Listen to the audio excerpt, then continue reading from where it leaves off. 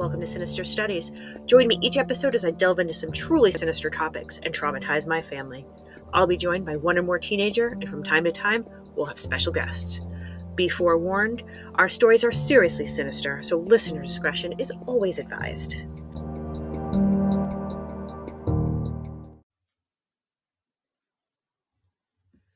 Welcome back. I am here with Ben again today. Hello. Bean is off doing his hockey thing. I promised you a serial killer last time, so I intend to deliver. So we're going to go back in the Wayback Machine to 19. There was a reign of terror that gripped much of the Northwest at that time. Fear gripped Washington, Oregon, Colorado, and Utah. So a lot of pretty big area state. We, of course, are going to be talking about Ted Bundy. He is a serial killer who used his looks, demeanor, and the inherent willingness of his victims to help somebody in need to his advantage. The problem was, at that time, police departments were much less inclined to work together. They didn't share information very much. So tracking somebody across state lines was much harder than it is today. When a serial killer spreads his work out over city, county, or state lines, various departments find it difficult to connect the dots. Nobody likes to work together. This, at the time, in addition to Bundy's cunning and his knowledge of the law and how it is applied, is why Ted Bundy evaded police for so long. Theodore Robert Bundy was born to Eleanor Colwell on November 24th, 1946, in a home for unwed mothers located in Burlington, Vermont. Of course. Wait, what's her name again? Eleanor. Of course, Eleanor your name Colwell. Your kid fucking Cowell. Theodore. Goofy ass name. It was the 70s. I know.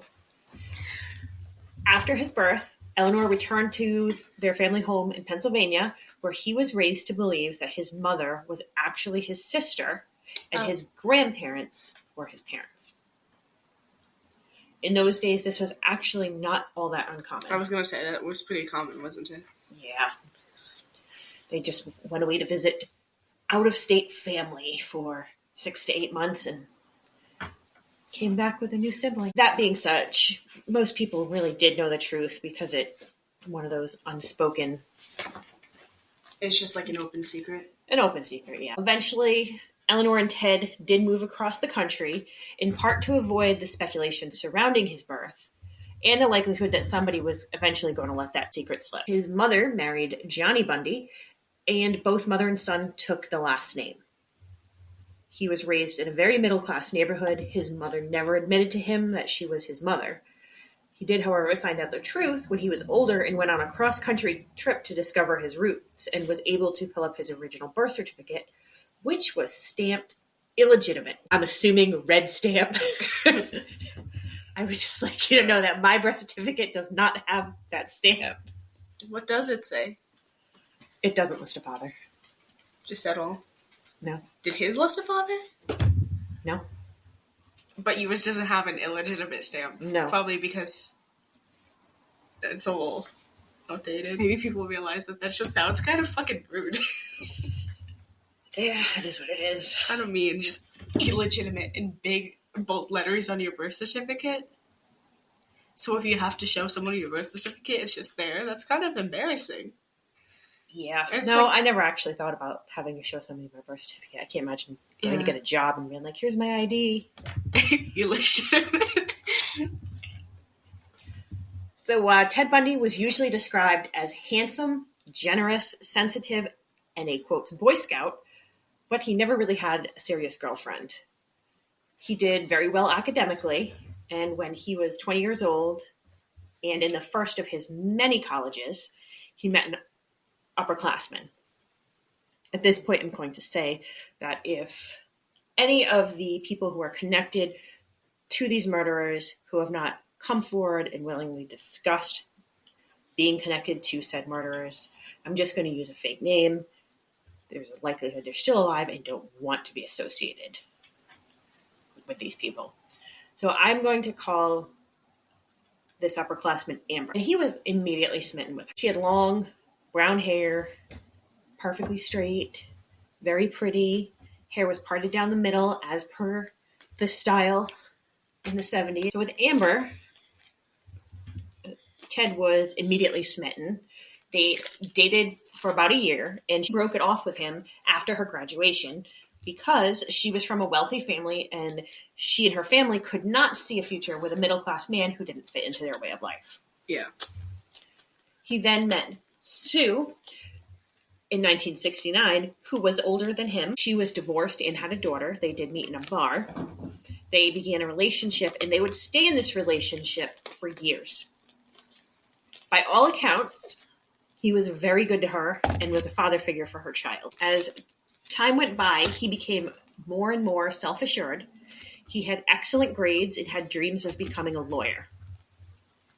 He should have become a lawyer instead of being the person that the lawyer has to defend. He also began working on political campaigns and volunteering at the school's crisis center, where he met author Anne Rule, who was a reporter, at one point worked for the police department, and she has a slew of true crime books out.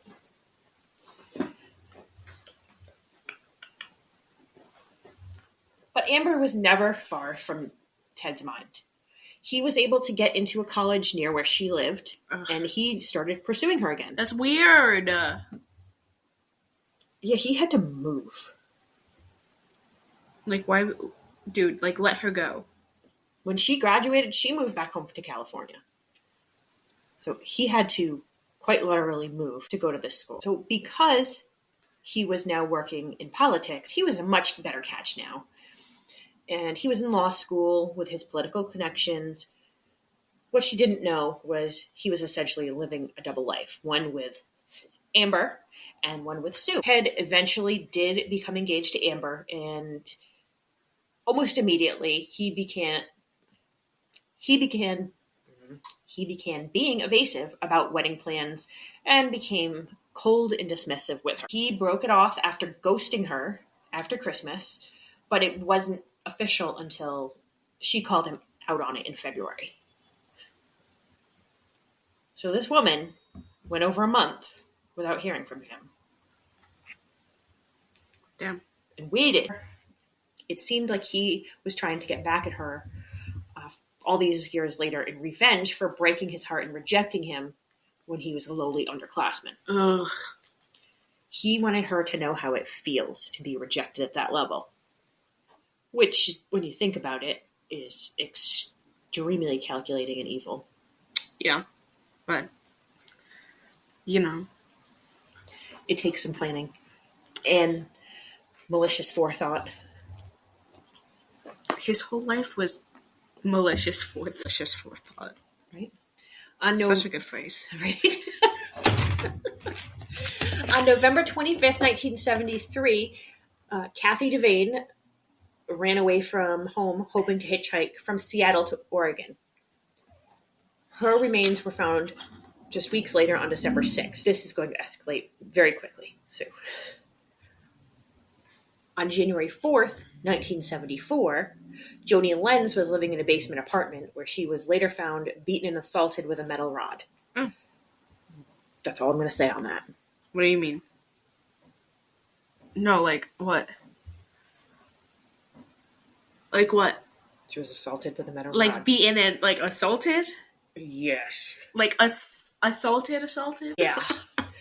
She did live, but she sustained lasting physical and mental damage, as you can probably imagine. On January 31st, 1974, Linda Ann Healy was living in a house with 5 other women. Her roommates discovered her gone when her alarm went off continually, so they went to her room to see if she was there. She was not, and her bed appeared that she had made it. They reported her missing the next day when they had not heard or seen her. Regardless. When detectives showed up, they unmade her bed and found it splashed with blood, as well as a bloody nightgown in the closet, and the basement door was unlocked. Suspicious. Other than that, the killer left no physical evidence. On March 12th, Donna Gail Manson went missing on her way to a college concert. She was never heard from or seen again. On April 17th, Susan Rancourt left to apply for a job and never returned. On May 6th, Roberta Parks left to go to the student union, but she never made it there. And nobody ever saw her again. On May 24th, Brenda Baker ran away from home and was also never seen alive again. Jesus. On May 31st, Brenda Ball disappeared after being seen at a bar looking for a ride. She was seen talking to a handsome man with his arm in a sling. She never made it home. June 6th of that year, Georgia Ann Hawkins walked down a well-lit alley in Fraternity Row, leaving her boyfriend's frat to go back to her sorority. So usually on a college campuses, all the frats and sororities are all together. And she was walking between two of these buildings. That night, someone reported that they saw a man with crutches carrying a briefcase in the area looking for help. During this time, there were multiple reports of a handsome young man with a sling looking for help. One woman said she helped carry his books to his VW Bug. When she saw that the passenger seat was missing in his car, she took off. He had pulled the seat out of the car. That's strange behavior. Yeah. What's that? I don't know. Is it recording right now? Yeah. Oh, hey guys. I'm totally going to delete that. Special guest, Dad. Totally awesome. You've got a dog with me. I bought a gun. Totally leave that in, though.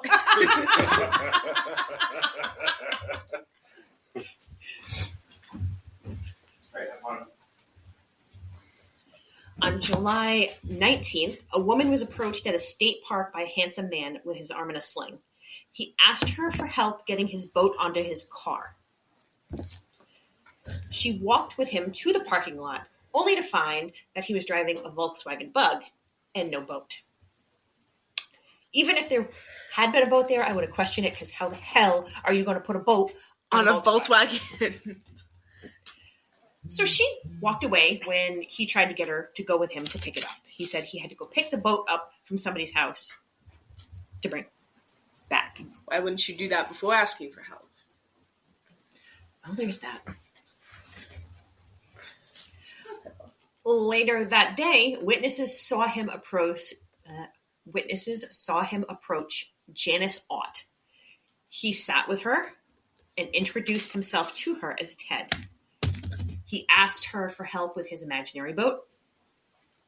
She went with him and was never seen again, although they did find her car in the parking lot later that night. That very same day, Denise Naslin got up to use the bathroom at the park, and she also was never seen again. All of these women were slim, pretty, with long, straight, dark hair with a center part. They were all reportedly very intelligent. So he's trying to get back at Amber in some way, shape, or form by killing all these women. So it would appear. It's weird. It's weird, man. Maybe don't. During this time, Ted had traveled all over the place. He had enrolled in multiple schools. He had been, during this brief time in the 70s, to Washington, Colorado, Utah, Oregon, California. So just all across the coast. Yes. Basically the whole of the Pacific Northwest. And now that they had eyewitnesses, they were able to put together a composite of this handsome young man in his 20s with blondish brown wavy hair. He was said to be quite tan, with no scars or identifying marks. Everybody said he was well-spoken and was driving a brownish-colored Volkswagen Bug. This description led to over 2,400 leads to the police departments in the areas. Damn. 4 of those people that called in gave them Ted Bundy's name. On December 6th, dismembered parts from multiple women were found scattered around a state park. Oh. Cute.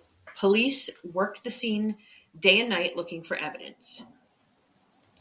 They didn't find much in the way of physical evidence to connect a perpetrator with the crime, but they were able to identify Janice Ott and Denise Naslin. However, there were still more victims to identify. On October 18th, Melissa Smith went missing after seeing a friend at a restaurant. She was found 9 days later, having been beaten and strangled. October 31st, Laura Amy went for a late-night walk in a park. She was later also found beaten. November 8th, Carol Durant went to a mall and she was approached in Walden Books by a handsome man with a mustache who told her that somebody had been trying to break into her car and asked that she go out with him to make sure nothing had been taken from her car. He identified himself to her as a police officer. She asked to see his badge, and he brushed her off, but was insisting that they go to the station to make a report. She reluctantly got into his car with him. I mean, this was the 70s. He said he was a police officer. Driving a Volkswagen? I suspect that even in the 70s it would be unusual for a brown Volkswagen? Bug at that. I mean, they have other Volkswagen that are better suited for police life, but a Bug, I believe, is not one of them. Yeah. She did notice that they were not going in the direction of the station, and she tried to jump out of the car. He was able to grab her and handcuffed her by one wrist, at which point she realized the imminent danger she was in, and she put up a fight. As she should. Her assailant had both a gun and a crowbar in the car, but she was thankfully able to eventually make it out of the car. A couple later found her on the road, hysterical. They brought her to the police station, and she was informed by the police department that the person that attacked her was not an officer. They were able to collect blood samples of the attacker's blood because she had managed to scratch the shit out of him. Slay. That same day, Debbie Kent left her high school to pick up her brother. High school? Her parents found her car still in the parking lot. Police were called, and they found a handcuff key in the parking lot of the high school. Boy went to a high school? Really? The fuck? The key they found matched the handcuffs that were still attached to Carol. So yeah, even in high school, you gotta be aware of your surroundings. Mind you, all those murders happened in 1 year. So on January 12th, 1975, Karen Campbell checked into a hotel with her family. She went upstairs to her room to grab something. She never came back. Her body was found on February 18th, beaten and stabbed to death. Okay. So on March 1st, students found a skull, which turned out to be Brenda Ball's. Can you imagine being out and about? And just finding a skull? Finding a fucking skull. As an adult, I can't imagine being out and about and just finding a skull. Like going to the park where I normally go hiking and just finding a skull out there. Just finding a fucking skull. After searching the area, police were able to find the clearly beaten-in skulls of Susan Rancourt, Roberta Parks, and Linda Healy. On March 15th, Julie Cunningham left to meet her friends at the bar. She never made it there. On April 6th, Denise Oliverson left on bike to see her parents. She also never made it there. On April 15th, Melanie Cooley left her high school. They found her body 8 days later. On July 1st, Shelley K. Robinson didn't show up for work. Her body was found in a mine on August 21st. During this time, Bundy was still with Sue. They lived together. But she was beginning to have her suspicions. She was actually one of the ones who called the tip line to report him, not once, but twice. However, technology being what it was back then, detectives had to research and interview possible suspects the old-fashioned way, which was very time-consuming, especially when you have that many tips. On August 16th, 1975, a police officer returning home saw a brownish VW Bug driving in the area without the lights on. He pursued the Bug, and eventually it did pull over. The driver said he was coming back from seeing a movie at the drive-in. However, when asked which movie he saw, he gave the officer the name of a movie that was not currently running at the drive-in. The officer looked into the Bug and saw that the passenger seat was removed. There was a crowbar behind the driver's seat and a bag which contained a ski mask, a rope, and handcuffs. Not at all suspicious. Clearly not. But this officer was thinking. They arrested Ted Bundy on suspicion of burglary, but was released on personal recognizance before detective realized that his name was on the list for possible suspects for the murders. Because remember, they're all spread out. On August 21st, they did bring charges against him for possession of burglary tools. That's illegal, just to have tools to burgle? I mean, in theory, we have tools to burgle. Yeah. But I mean... to burgle? But we don't drive around with tools to burgle.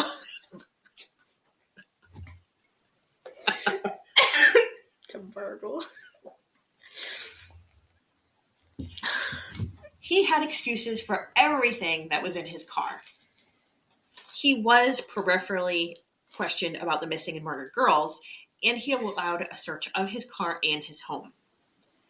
He also, being a law student, decided that now was the time to retain an attorney who stopped him from further speaking to the police. When his mugshot was shown to the witnesses and survivors, he was a dead ringer, minus the mustache. If you look up pictures of Ted Bundy, he is one of those people that could easily change his appearance. You'll see pictures of him with a mustache, without a mustache, a little chunky, super athletic. Oh. Wow, he was super ugly at one point. Like, super ugly. It was the 70s. Not cute. Not cute. Like, at all. Which picture are you looking at? Hold up. Let me pull it again. Let me grab that. Because, like, he looks like the Grinch. He looks like the Grinch in this. Yeah, he does. He has the bushy eyebrows. He's got the fucking grin. Yeah.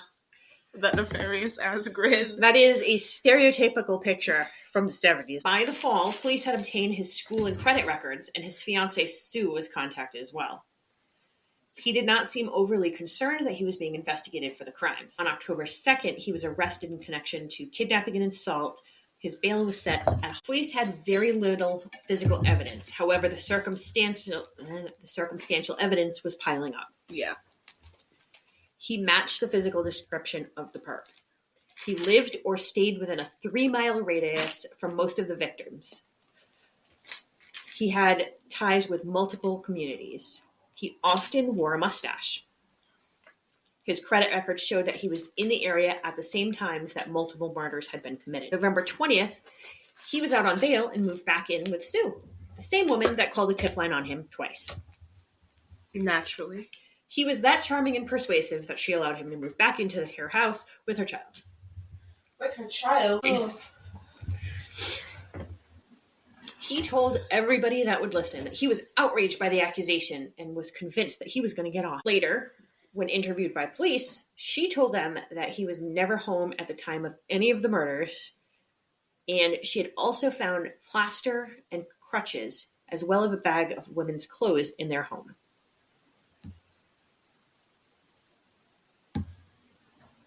Okay.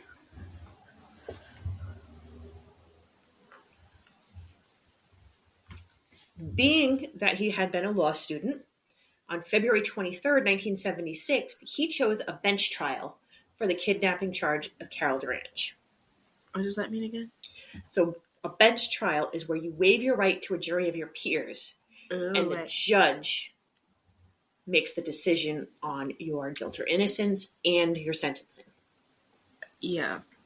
I mean, Because, I mean, if it was like what's it called, like a jury? Mm-hmm. I mean, wouldn't everybody be like, nuh-uh?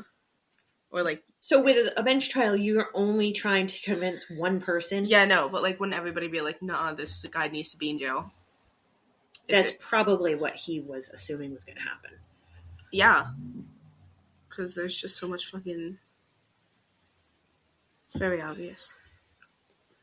He was ultimately found guilty and was sent to for a psychological evaluation prior to his sentencing.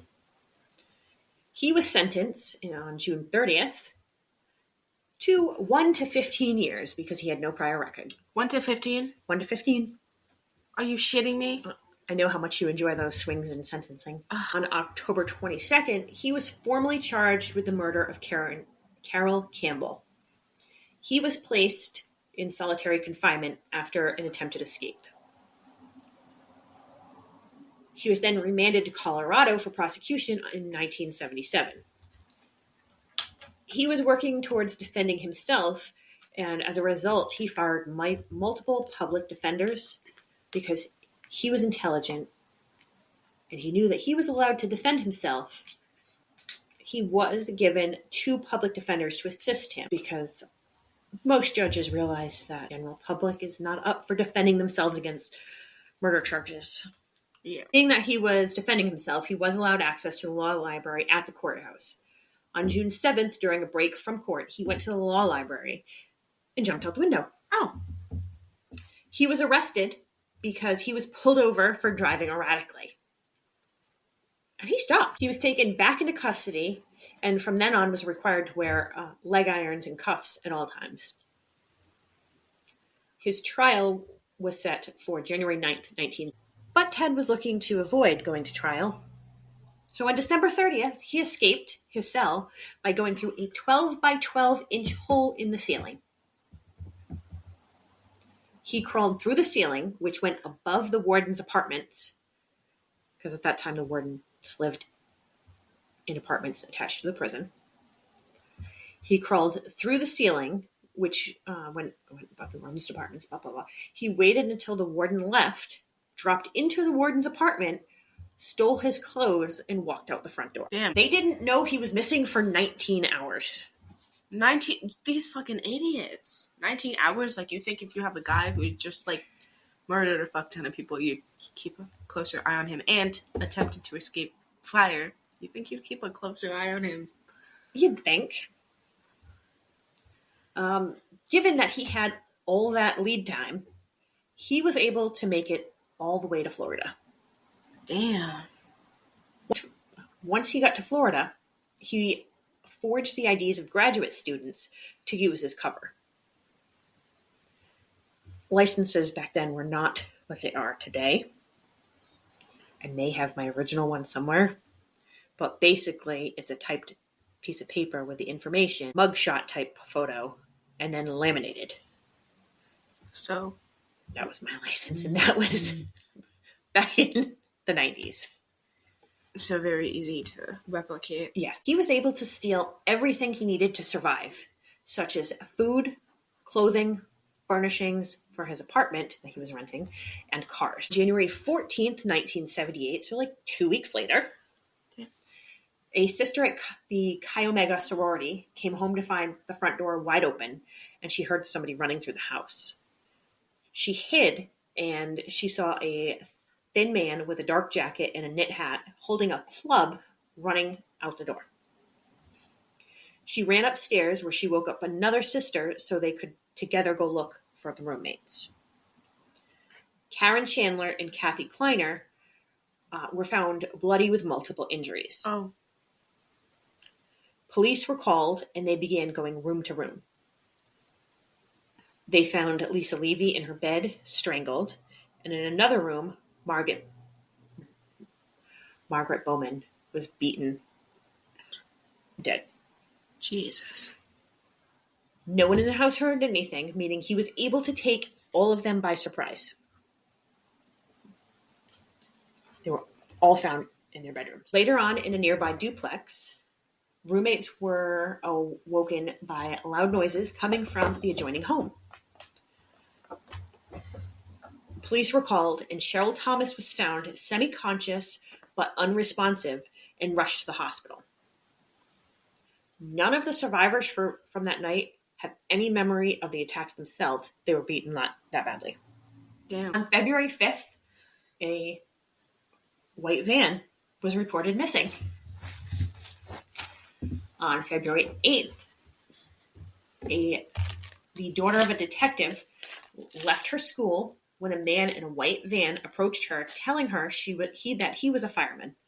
Her brother happened to be driving by, scared off the driver of the van, and wrote down the license plate number. As he should. On February 9th, Kimberly Beach went missing from her high school. She was seen getting into a white car. That same day, the detective of the girl that was approached ran the plates and was able to connect the van to one that was stolen miles away at the college campus where the Chi Omega attacks took place. On February 11th, police saw a man on the side of the road with his car. Upon closer inspection, they saw a license plate in the back seat matching the missing white van. While they were calling it in, the man took off. The following day, Bundy packed up his room, completely wiped it down so not to leave any evidence. He then abandoned the van and stole another Volkswagen Bug. He did like them bugs. On February 15th, a patrolman saw an orange VW Bug and ran the plates. A short foot chase ensued, and Bundy fought arrest, and he took off. So the officer discharged his weapon. Bundy, thinking that he was about to have his ass shot, hit the dirt. He then tried to wrestle the gun away from the police officer, which is always a good idea. The officer cuffed and arrested him. He kept repeating to the officer, "I wish you had killed me." Oh. He also asked that, would I get shot if I ran again? The answer is probably yes. I'm totally guessing that the officer was like, no shit. He was initially charged with auto theft, forgery, and credit card theft, which was enough to get him 75 years if convicted. So for kidnapping, he gets 1 to 15. But for theft, forgery, and credit card theft, he could get 75 years. But the difference being that this is Florida. Oh. Even today, you don't want to be charged with a crime in Florida. That's like getting charged with a crime in Texas. Pippi, don't get arrested. Oh, Pippa. He was charged on July 27th with the assaults and murders that took place at the Chi Omega house. The sister that saw him fleeing from the scene was the state's star witness. A few days later, he was charged with the kidnapping and murder of Kimberly Leach. He did not go to trial until June 1979. He pled not guilty and again served as his own attorney. He played his part as his own attorney to the point where he would stand in front of the judge and ask his witness questions, and then he would go and sit in the box and answer his own questions. Oh my god. Really? So it was probably like a cartoon. That's all I can think of. Oh god. You're just like, Mr. Bundy, did you kill those guys? No. Being that he was serving... I can't.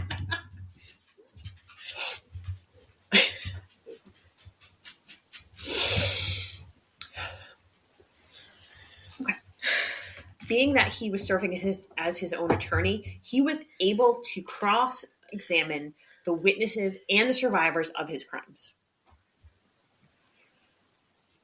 Like with many serial killers, he had several groupies that showed up at the courthouse daily, which I really don't understand because I don't care how handsome a man is. If you know what that man is charged with, you're not going to want to support him. No, literally. Why? But there's dead-ass people that do this. Yeah, there's like serial killer friend girls. On July 23rd, 1979, the jury deliberated for about 3.5 hours and found him guilty. Bundy did not react to the verdict. The jury also handed down the death penalty. A week after sentencing, he spoke on his own behalf, continually denying all the charges against him. The judge sentenced him to the electric chair. Officially, the FBI attributes 36 murders to Ted Bundy. Officially. When asked if that number was correct, he allegedly told them to add a digit to that number and you'll have it. Oh. Assuming we're just adding the number 1, that would be 136. Best case scenario. Theodore Bundy was executed on January 24th, 1989. Let him die. Let him.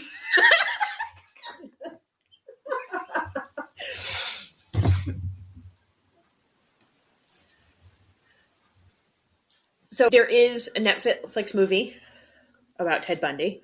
It is called Extremely Wicked, Shockingly Evil, and Vile, which I did watch quite a long time ago. There's also now a one called Conversations with a Killer, the Ted Bundy tapes. I couldn't do it. The tone of his voice was such that it would put me right to sleep. Literally soothing enough to fit into the category that will put me to sleep. Man. I get why people were taken with him in general. I don't get why you would fangirl him, knowing what he did to these women. It's not normal behavior, and maybe consider therapy. Well, that really wasn't done back in the 70s.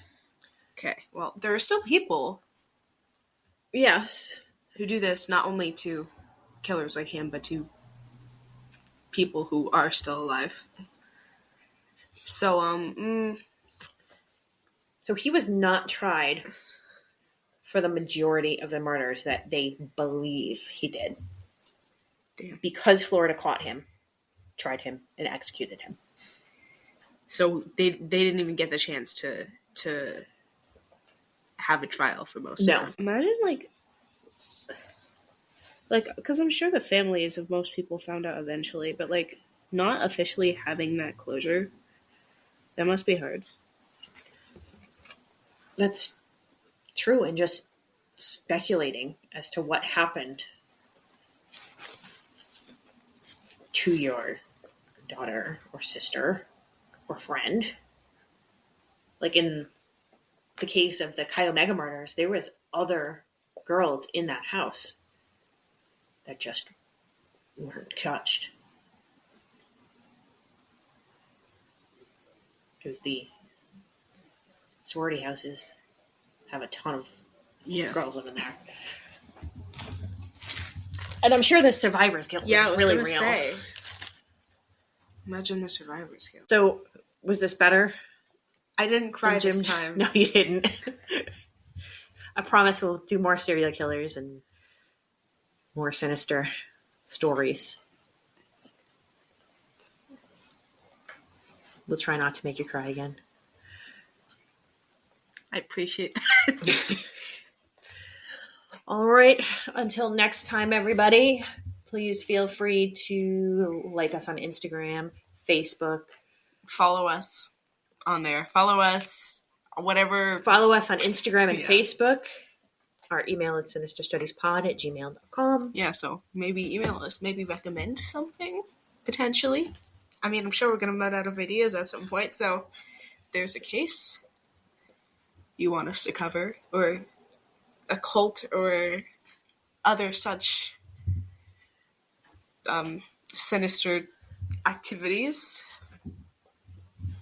send them to us. Whatever rating system is on the platform you're listening on, do that, maybe. Consider it. All right. Thank you for bearing with us again while we get this thing off the ground. Until next time. Adios.